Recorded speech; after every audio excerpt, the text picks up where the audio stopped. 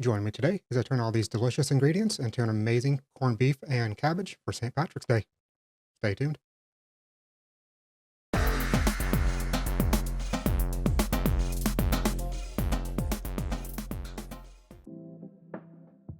Alrighty, first thing we have to do is take this 3.5 pound corned beef that's just in the package from the store. Cheap and easy. Just dump it into a bowl. You save the seasoning packet if you want to. I'm not going to use it. I'm going to make my own pickling brine. We're just going to trim off anything we don't want on here, some of this excess fat. Real quick trim on this. You can tell I'm using really lean piece here already, so I don't have to remove too terribly much. We're going to get this into a bowl. We're going to soak it for about 24 hours, or at least overnight, in some water to draw out some excess salt. Once it's covered, just put it in the fridge. We'll bring it back out tomorrow. Alright, you can tell it's next day because I changed shirts and everything.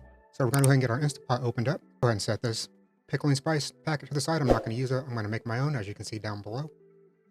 Go ahead and get our brisket piece out and get it put into the Instant Pot.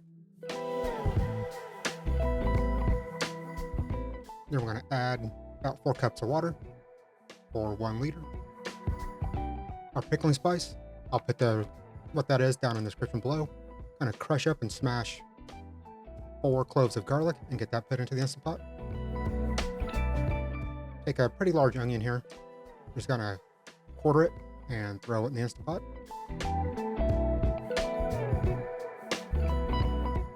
No need to break it up. It'll do exactly what it needs to by itself. Get it plugged in. Get our lid on.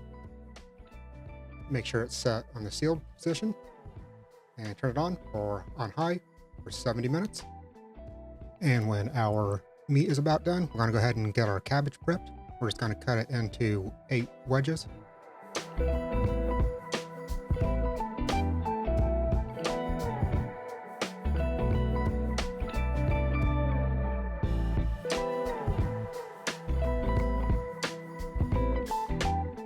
Now for our carrot, this is just 1 large carrot. If you want, you could use 4 or 5 smaller carrots.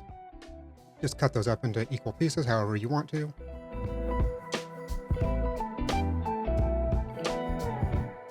And then just a handful of these small little finger red potatoes. If they're large, just cut them in half.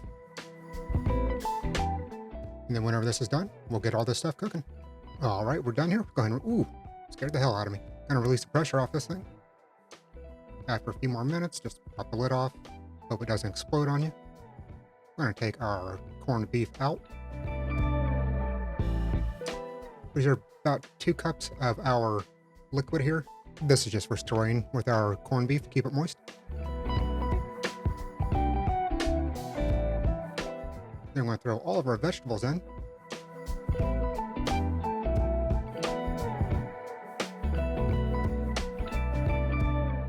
Cram it in there.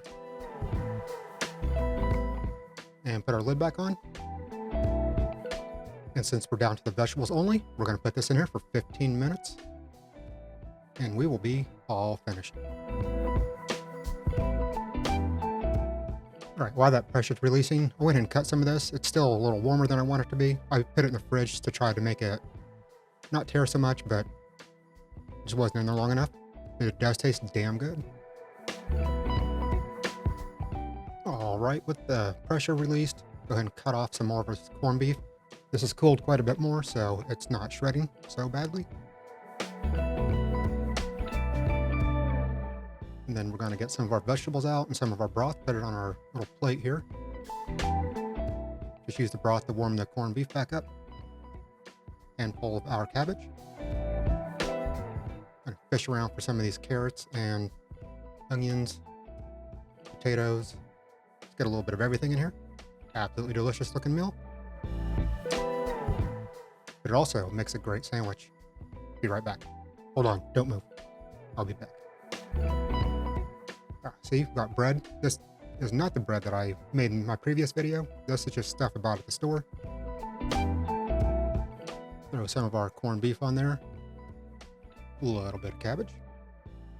Mash up some potatoes and carrots and onions and garlic.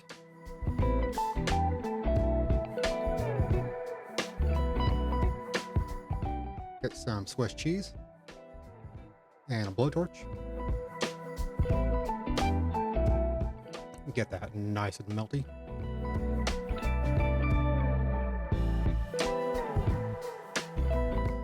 Get some stone ground mustard, put it on one piece of the bread. Smear that around.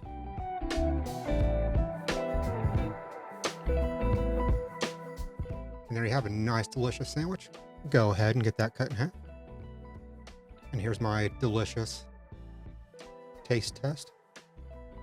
I bet you wish you had that, don't you? This is an absolutely delicious sandwich. Perfect for the St. Patrick's Day holiday or any time of year. I recommend you make it. If you're new here, go ahead and subscribe, like and comment on the video. Share it if you would, please. Hope to see you in the next video.